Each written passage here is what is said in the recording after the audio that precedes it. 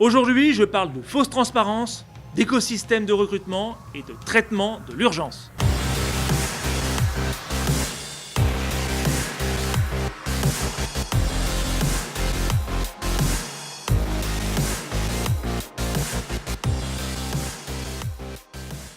J'ai reçu 6 questions de la part d'Alexis Le Seigneur du London Speaker Bureau. Voici mes réponses en français. Alexis demande: comment tirer parti des innovations digitales dans son leadership et son recrutement?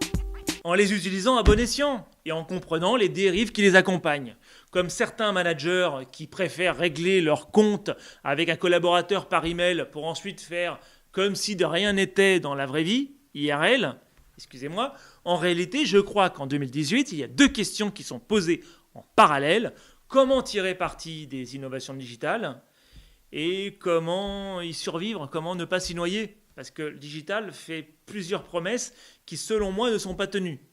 Déjà, plus de transparence. Alors qu'en fait, c'est une fausse transparence. Car même si vous avez accès à toutes les discussions qui ont lieu dans votre entreprise via un Slack ou un Discord, si vous êtes une start-up de ouf, l'info est tellement noyée dans la masse que même avec un bon moteur de recherche, vous ne retrouvez pas l'info précise que vous cherchez, ou alors vous allez passer à côté d'infos importantes ou utiles que vous ne cherchez pas.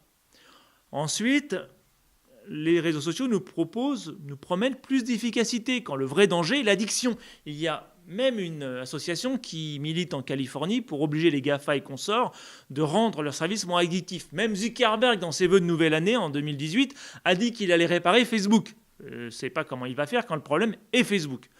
Et la troisième chose, la promesse est que les réseaux sociaux et le digital en général nous apportent plus d'agilité. Sauf que la vitesse et la complexité des infos, regardez ma vidéo sur VUCA en passant, et l'interruption permanente due aux messageries internes sont davantage source de confusion et de perte de direction que d'agilité. Alors pour que ces promesses soient tenues, je vous propose 3 choses. Plutôt que de parler de transparence, commencez par utiliser ces innovations pour humaniser votre boîte en montrant, sans mise en scène, attention, ce qu'il s'y passe.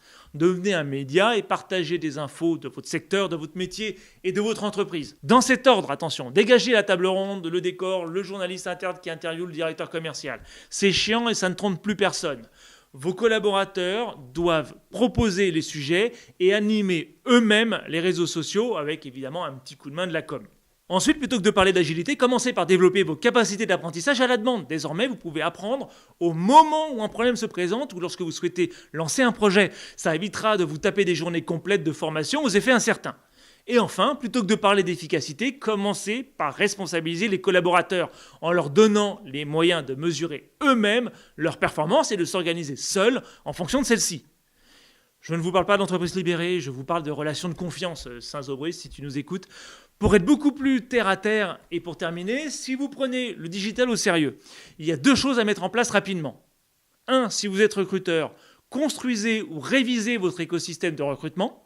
Cet écosystème relie tous les sites que vous contrôlez, sites carrière, blog, profil LinkedIn, profil chez les annonceurs, chaîne YouTube ou Vimeo, bref, je vais m'arrêter, je ne vais pas tous les citer. Cet écosystème n'ayant qu'un seul objectif, aider les candidats qui ne vous cherchent pas à vous trouver et ceux qui vous connaissent à obtenir des infos sur vous qui soient réelles. Enfin, si vous êtes manager, et là je ne vais pas vous donner tout le parcours, juste vous donner la première étape, réunissez votre équipe et mettez-vous d'accord sur le médium à utiliser selon le niveau d'urgence de l'info à traiter. Par exemple, le téléphone quand c'est très urgent, la messagerie quand c'est important mais moyennement urgent, et le mail pour tout le reste.